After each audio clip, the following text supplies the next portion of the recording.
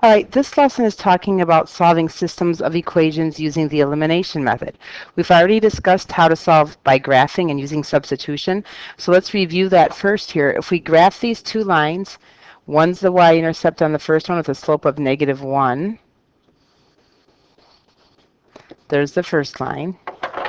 And then if we graph the second line, the y-intercept is -2 with a slope of 2.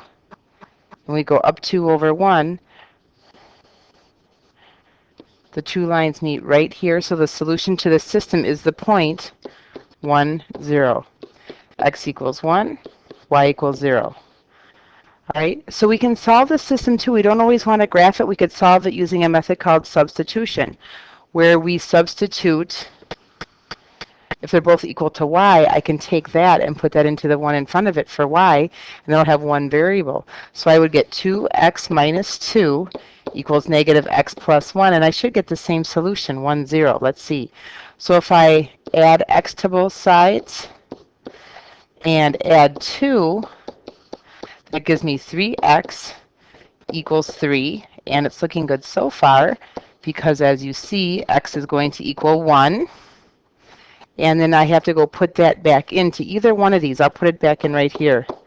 So y is equal to -1 plus 1. And again, I'm happy because that's exactly what y was equal to over here.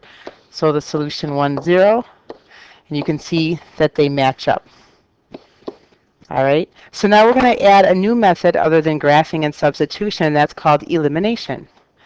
So to use elimination, what you're looking for is to have one set of variables in which the coefficients, those are the numbers in front, are the same and, if possible, opposite signs.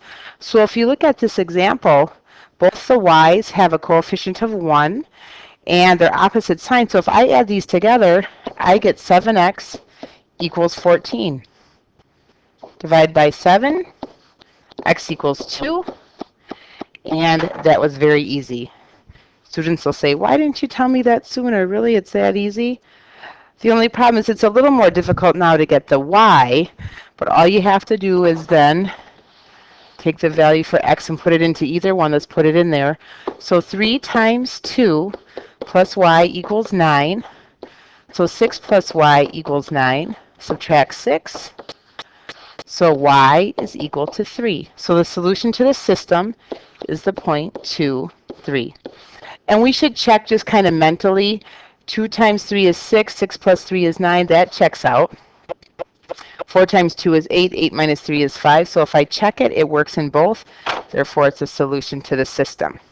So the main idea for elimination is to look for variables that have the same coefficient, opposite signs. So here's an example you can look at. We can try again. Look, this is nice. The 4s, it's the y, I guess, again, but they're the same coefficient but opposite signs. Add these together, 11x. And again, we use it because it's called the elimination method because the y's are eliminated. So x divided by 11, so x is 1. Again, that was very quick. But now you got to put it back in for x into either one. So 7 times 1 minus 4y equals 3. 7 minus 4y equals 3. Subtract 7. So negative 4y equals negative 4. Divide by negative 4. So y is equal to 1 also. So it's the point 1, 1. Let's see if that kind of mentally checks. Is 7 minus 4 equal to 3? Yep. Is 4 plus 4 equal to 8? Great. So if we were to graph those two lines, they would intersect at the point 1, 1. So that's the main idea behind the elimination method. Now again, I showed you kind of the easiest thing first. Of course, it can look a lot different, and you have to kind of use your problem-solving skills. If we look at this one, we do have a coefficient with the same, or systems with the same coefficients are the same, but they're not opposite signs. So, you know, what could we do to make them opposite signs? Well, in math, we can do something called manipulating. We can manipulate one of them. Let's just multiply this bottom one all by -1, which would mean changing that to a plus. That's a minus. That's a minus. Okay, and then again, the y's would eliminate. So that gives me 1x equals 5. So x equals 5. So if x equals 5, I'll put that in for x here. So negative 8 times 5 equals 6y, or plus 6y equals 8. So negative 40 plus 6y equals 8. So, add 40. So 6y equals 48.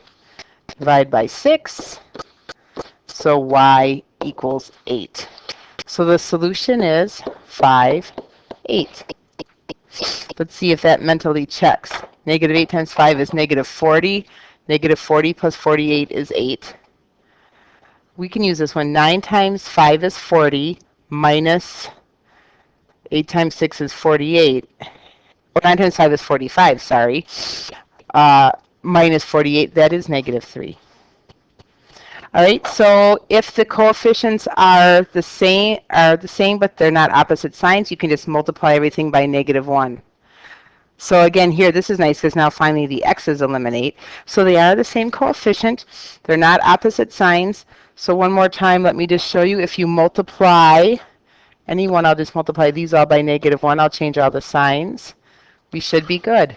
So that gives me 6y equals 30. So y equals 5. And then I'll just put that back in here. 5x plus 10 times 5 equals 10. So 5x plus 50 equals 10. Subtract 50. 5x equals negative 40. Divide by 5. X equals negative 8. So negative 8, 5. So that's the basics behind elimination. You can do elimination if things are lined up a little differently. You could still do the elimination method here. You'd get 3x equals 6 and divide by 3, x is 2, and then go ahead and put that back in for y and get the rest of it. All right, but you would just do it the same way you did the other ones. This is one where you could do it the same way. The y's line up, but we've got a problem that they're both negatives. So I would just change all of the signs, maybe make this a plus and a minus, and go ahead and add those together. That would be 9y equals negative 9. So y equals negative 1. And then finish, get your x, put it back in, and you're good to go. All right, now you do get problems where you look at it and the variables don't have the same coefficients. So for example, as I look at this here, the x's aren't the same and neither are the y's. But I notice, how could I problem solve this? What could I maybe do? Well, if I multiplied this all by negative 2, the whole equation, then they would be opposite signs. And as long as I multiply the whole equation by that, that's legal. So I would just write this as negative 2x plus negative 2y equals negative 12. And then write the other one underneath it, 2x plus 3y equals 4. And then I can still add them together. That gives me y equals 8. And then I go ahead and put the y back in. 2x plus 3 times 8 equals 4. So 2x plus 24 equals 4. Subtract 24. 2x equals negative 20. Divide by 2. X equals negative 10. So the solution is negative 10, 8. So let's see if that works. Is negative 20 plus 24 equal to 4? Yeah. Is negative 10 plus 16 equal to 6? Yep. So that is the elimination method.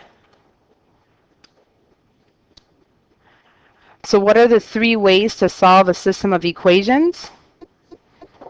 Well, of course, right now you probably remember elimination. And then at the start of the lesson, we reviewed graphing. And we reviewed substitution.